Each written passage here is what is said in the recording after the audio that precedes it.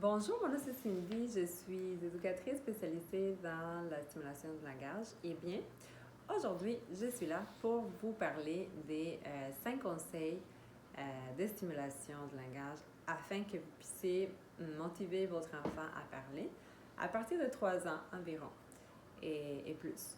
Alors, premièrement, le conseil numéro 1, c'est observer. Observer, c'est quoi les intérêts de votre enfant. Et c'est à partir de là qu'on va pouvoir communiquer avec lui pour décrire ce qui lui plaît, ce qui lui intéresse. De façon verbale et non verbale, quand on communique, quand on observe un enfant, c'est vraiment dans tout l'ensemble. Deuxièmement, c'est d'attendre. Attendre que l'enfant essaie de communiquer. Si on a besoin de reformuler ce que l'enfant essaie de nous dire, mettons, si un enfant, par exemple, nous dit lors de la collation, exemple, du jus, mais qui n'arrive pas à le prononcer comme il faut, et alors il dit du, on peut lui dire « Ah, tu veux du jus ». Alors, on fait une phrase complète. Et plus l'enfant est vieilli, plus l'enfant est capable de parler. Et là, on va rajouter, par exemple, « Tu veux boire du jus de pomme ». Et là, ça devient plus complète comme phrase. Troisièmement, ça serait de poser des questions du type à choix. C'est sûr que si on utilise toujours des questions fermées, mais l'enfant, il va juste dire oui, non.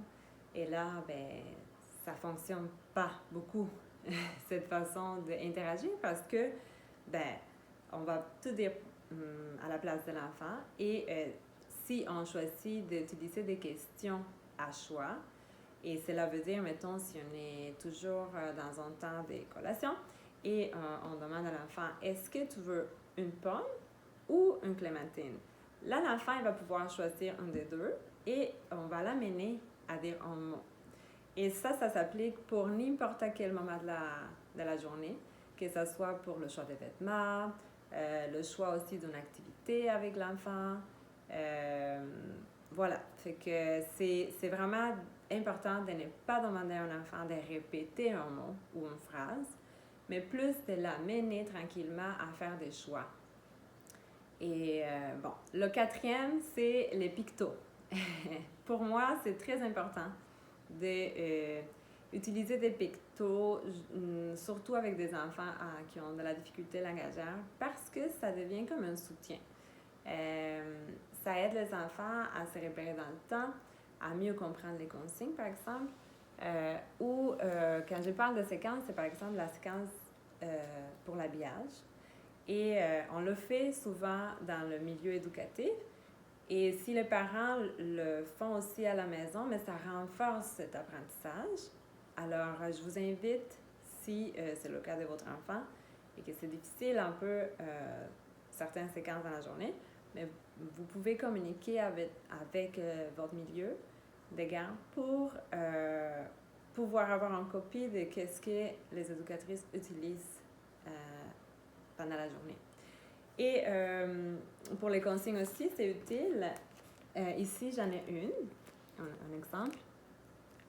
Ça, c'est une consigne très simple. Je demande la permission. Alors, on parle toujours au je, et on montre, par exemple, qu'est-ce qui arrive si on ne comprend pas cette consigne. Alors, si je ne demande pas la permission puis que j'arrache un jouet, alors, ben, l'ami va être fâché. Alors, ça, c'est non. Mais si on demande l'objet à la personne, alors cette personne va être heureuse de nous le partager ou non. Il faut toujours comprendre qu'il y a des limites et il faut comprendre aussi que certains enfants ne voudront pas partager systématiquement un jouet et on ne peut pas les forcer, mais on peut leur expliquer que si c'est, mettons, un frère ou une soeur, on peut avoir des jouets qui sont pour vraiment partager et d'autres jouets qui seront vraiment plus personnels. T'sais? Si on parle d'un toutou avec lequel l'enfant passe la plupart de la journée avec, mais ça va être son toutou, puis elle a le droit de dire non, et c'est bien correct.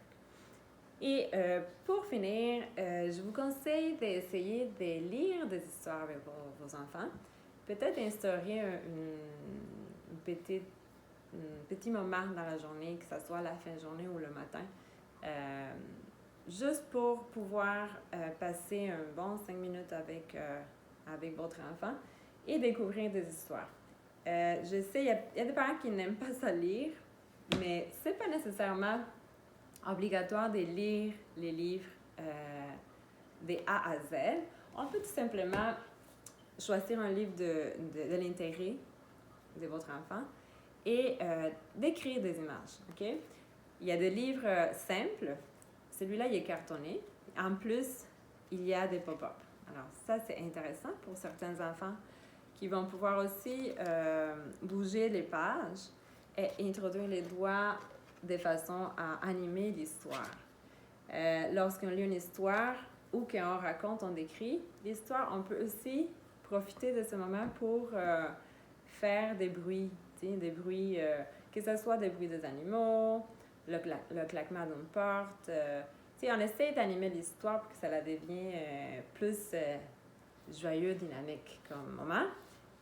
Et pour ceux qui aiment faire des voix ou avoir des voix de type musical, mais on peut aussi rajouter une marionnette si ça vous donne. Alors, j'espère que cela va vous aider à connecter avec votre enfant, à essayer de le motiver plus à parler.